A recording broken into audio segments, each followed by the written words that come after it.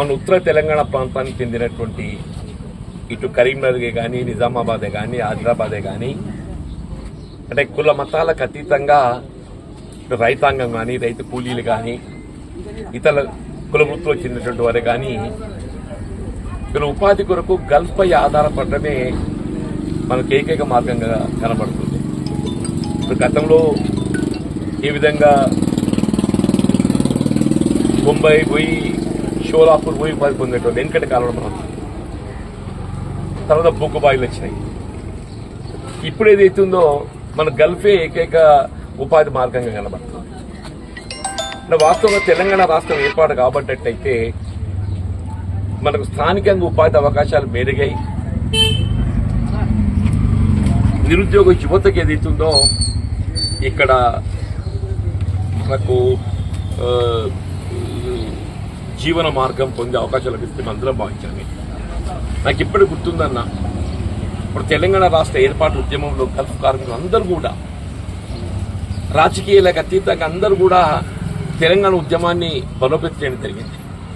వాళ్ళు అక్కడికి వెళ్ళి అందరూ ఫోన్ చేసి చెప్తున్నారు ఈయన వాళ్ళ కుటుంబ సభ్యులకు అందరూ కూడా తెలంగాణ ఉద్యమాన్ని బలపరచాలి, రాష్ట్రం ఏర్పాటు కాబట్టయితే మన కష్టాలు తీరుతాయని చెప్పారు. సరే వాస్తవంగా ఇవాళ ముఖ్యంగా విద్యార్థులు నిరుద్యోగ యువత ఆకాంక్షలకు అనుగుణంగా వాళ్ళ ఆత్మ త్యాగాలు బలిదానాలతోని రాష్ట్రం అయితే ఏర్పాటు కాబడడం జరిగింది. రాష్ట్రం ఏర్పాటు కాబడి దశాబ్ద కాలం గడిచిన దశాబ్ద కాలం టీఆర్ఎస్ 2 పర్యాయాలు అధికారానికి వచ్చింది. కానీ వాస్తవంగా ఆ 2 పర్యాయాలు కూడా గల్ఫ్ కార్మికుల సంక్షేమార్థం ఏదైతుందో ఏ విధమైనటువంటి ఒక ప్రత్యేకంగా కార్యక్రమం చేపట్టకపోవడం నిజంగా కూడా బాధాకరం చెప్పండి. నాకున్న అనుభవం చెప్తున్నాను. నేను ఇక్కడ ఉత్తర తెలంగాణ ప్రాంత వాస్తవ్యుని కాబట్టి గ్రామీణ ప్రాంతం ఉండేటువంటి ఒక నిరుద్యోగ యువత నిరుపేద వర్గాలు ఏ విధంగా గల్ఫ్లో వాళ్ళు ఇబ్బందులు ఎదుర్కొంటున్నారు, మరి వాళ్ళకి ఏ విధంగా ప్రభుత్వం తోడ్పడాలి అన్నట్టు ఒక ఆలోచనతో ఏదైతుందో నేను 2014-18 మధ్యకాలంలో శాసనసభ్యుడిగానే కానివ్వండి, లేక 2019-23 మధ్యకాలంలో శాసనమండలి సభ్యుడిగానే కానివ్వండి, గల్ఫ్ కార్మికుల అంశం సమస్య లేవనెత్తకుండా నేను ఏ సమావేశం కూడా చర్చ చేపట్టడం జరగలేదు. ప్రత్యేకంగా ఇప్పుడు గురుకుల ఆశ్రమ పాఠశాలలు ఉన్నాయి. గురుకుల ఆశ్రమ పాఠశాలల్లో మన గల్ఫ్ కార్మిక పిల్లలకు ఒక 5% సీట్లు ఇస్తారు. ఇవాళ గృహ నిర్మాణ కార్యక్రమం ఉన్నది. మా గల్ఫ్ కార్మిక కుటుంబాలు ఎవరైనా ఇండ్లు లేనటువంటి వాళ్ళు ఉంటే వారు ప్రాధాన్యతతోని ఇండ్లు మంజూరు చేయబడే విధంగా ఇతర సంక్షేమ కార్యక్రమాలు ఏవి ఉన్నా వాళ్ళకు ప్రత్యేకంగా సదుపాయం కల్పించడంతో పాటుగా ఎవరైనా గల్ఫ్ కార్మికుడు స్వదేశానికి స్వరాష్ట్రానికి తిరిగి వచ్చినట్టయితే మీ స్వయం ఉపాధి కొరకు ప్రభుత్వ పరంగా ఆర్థిక సాయం కల్పింపజేయబడే విధంగా కూడా అందులో పొందుపరిచిందని చెప్పారు. ఇవాళ కేరళ రాష్ట్రం ఇక్కడ అక్కడ ప్రత్యేకంగా ఒక మొత్తం దేశంలో అత్యధికంగా గల్ఫ్ పై ఆధారపడ్డ కుటుంబాలు కార్మికులు ఏదైతుందో కేరళ రాష్ట్రం కలిగి ఉంటుంది.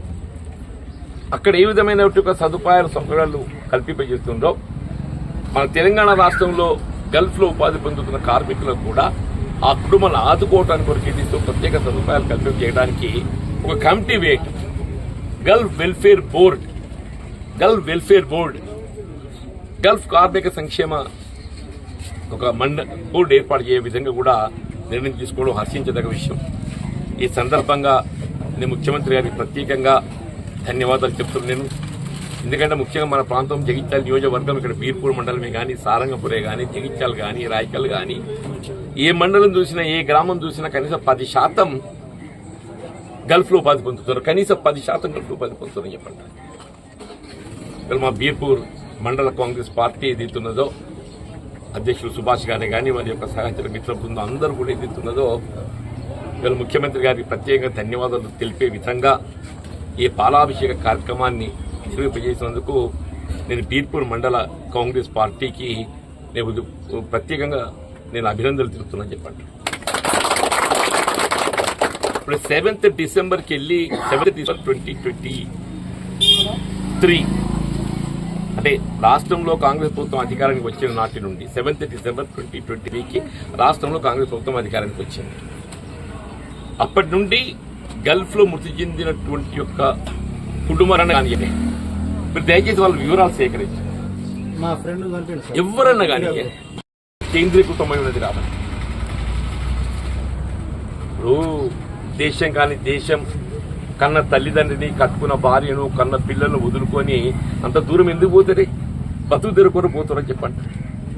అటువంటి గల్ఫ్ కార్మికులు ఏదైతుందో అక్కడ మానసికంగా మరొక విధంగా ఏదైతుందో వ్యథకు లోనై బలవన్ మరణాలకు పాల్పడమే కానీ, ప్రమాదాలకు గురి కావడమే కానీ, అనారోగ్యమే కానీ అట్లా చనిపోయిన కుటుంబాలను ఆదుకోవటానికి కూడా ప్రభుత్వం ప్రత్యేకంగా చర్యలు చేపట్టాలని ఉమ్మడి రాష్ట్రంలో ₹1,00,000 ఆర్థిక సాయం కల్పించింది. తెలంగాణ రాష్ట్రం ఏర్పడ్డ తదుపరి ₹5,00,000 ఆర్థిక సాయం కల్పింపజేయడం జరుగుతుందని చెప్పని అన్ని రాజకీయ పార్టీలు పేర్కొన్నాయి. కానీ దురదృష్టం ఏంటంటే ఇదే రాష్ట్ర ప్రభుత్వం బీఆర్ఎస్ పార్టీ టీఆర్ఎస్ అధికారులు ఉండగా ₹1 కూడా సాయం చేయాలి. కేవలం శవపేటిగా మాత్రమే వస్తుండే, కేవలం శవపేటిగా మాత్రమే వస్తుండే. శంషాబాద్ ఎయిర్పోర్ట్ లో మన అక్కడ పోలీస్ స్టేషన్ నమోదైతే గడిచిన 10 సంవత్సరాల కనీసం ఒక 1000 శవపేటికలు వచ్చినాయి. మన ప్రాంతం చూస్తే వారానికోటి మినిమం వచ్చినట్టు కనబడుతుంటే, వారానికోటి వచ్చినట్టు కనబడుతుంటాయి చెప్పంటున్నా మన ప్రాంతంలో చెప్పండి. ఇవాళ మన కాంగ్రెస్ పార్టీ మనటి శాసనసభ ఎన్నికల ప్రణాళికలు పేర్కొనడమే కానీ మన నిజామాబాద్ పార్లమెంట్ ఎన్నికల సందర్భంగా సరే మనం ఆశించిన ఫలితాన్ని పొందలేకపోయినది కనుక నాకు తృప్తి అయితే ఉన్నదని చెప్పంటున్నా. అలాంటి ఎన్నికల సమయంలో ముఖ్యమంత్రి రేవంత్ రెడ్డి గారు ఏదైతున్నదో ఉత్తర తెలంగాణ ప్రాంతంలో ఉన్నటువంటి గల్ఫ్ కార్మికుల సమస్య పట్ల ఈ ప్రభుత్వం ప్రత్యేకమైన శ్రద్ధ చూపెడుతుంది. చనిపోయిన కుటుంబాలు ఆదుకోవటానికి కూడా ప్రత్యేకంగా ఆర్థిక సహాయం చేయడంతో పాటుగా ఆ కుటుంబాలకు ప్రభుత్వ పరంగా అమలు చేయ తలబెట్టేందుకు సంక్షేమ కార్యక్రమాలు ఇవ్వను కానీ అంటే వాళ్ళ పిల్లల చదువులే కానీ, వాళ్ళ ఆరోగ్య సదుపాయమే కానీ, గృహ నిర్మాణ కార్యక్రమే కానీ ఇవన్నింటిలో కూడా ప్రాధాన్యత కల్పిస్తామని చెప్పని ఎన్నికల సమయంలో మరాంటి గౌరవ ముఖ్యమంత్రి రేవంత్ రెడ్డి గారు వివిధ ప్రచార కార్యక్రమం సందర్భంగా మాట్లాడటం, ఇవాళ ఏదైతున్నదో సరే పార్లమెంట్ ఎన్నికలు గెలుద్దామని చెప్పి అందరం భావించడం, అందరూ కూడా కృషి చేసింది. మా గల్ఫ్ కార్మిక బిడ్డలు కూడా తోడు నిలుచున్నారు. కానీ మనం ఆశించిన ఫలితం పొందలేకపోయినాం. అయినప్పటికీ వీళ్ళ ఎన్నికల పార్లమెంట్ ఎన్నికల సందర్భంగా ఏదైతే మనం పేర్కొనడం జరిగిందో దానికి అనుగుణంగా ఇవాళ మన 17 సెప్టెంబర్ నాడు ఏదైతుందో తెలంగాణ రాష్ట్రంతో ప్రత్యేకంగా ఉత్తర్వులు జారీ చేసి గల్ఫ్ లో ఏ పరిస్థితిలో మృతి చెందినా కానీ ఆ కుటుంబాన్ని ఆదుకోవడానికి వరకు ప్రత్యేకంగా ఒక ₹5,00,000 ఆర్థిక సాయం కల్పింపజేయబడింది. పార్టీలకు సంబంధం లేదు. 7th డిసెంబర్ 2023 నుండి గల్ఫ్ లో ఎవరు ఏ విధంగా మృతి చెందినా కానీ, అది ప్రమాదం కానీ, బలవన్ మరణం కానీ, అనారోగ్యం కానీ, ఆ కుటుంబాలను ఆదుకోవటానికి కొరికేది మీరు ఒకటి ఏం లేదు, కావాల్సింది ఒక పాస్పోర్ట్, వాళ్ళ డెత్ సర్టిఫికేట్, అక్కడ చనిపోయినట్టు గల్ఫ్ లో చనిపోయినట్టు ఒక ఆధారం, వాళ్ళ ఆధార్ కార్డు, రేషన్ కార్డు, ఆ కుటుంబ సభ్యుల వివరాలు నాకు అందింపచేయండి.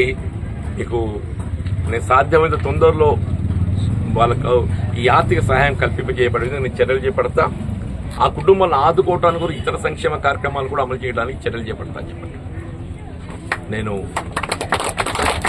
సాయంత్ర కాంగ్రెస్ మిత్రులందరూ కూడా కోరుతూ నేను మన మీర్పూర్ మండలమే కానీ ఇతర ఎక్కడైనా కానీ చెప్పంటున్నా, రాష్ట్రంలో కాంగ్రెస్ ప్రభుత్వం ఏర్పడ్డ తదుపరి చనిపోయినట్లయితే గల్ఫ్లో ఆ కుటుంబాన్ని ఆదుకోవడానికి ప్రభుత్వం ఏదైతే ఉత్తర్వులు జారీ చేసిందో ఆ ఉత్తర్వులకు అనుగుణంగా ఆ కుటుంబానికి ₹5,00,000 ఆర్థిక సాయం కల్పించడం నేను బాధ్యతగా తీసుకుంటాను.